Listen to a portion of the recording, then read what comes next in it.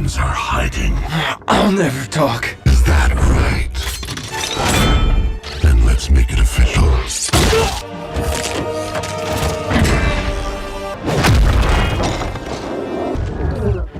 E-127. As a member of the Autobot Resistance, you are a traitor to Cybertron, and are hereby sentenced to death.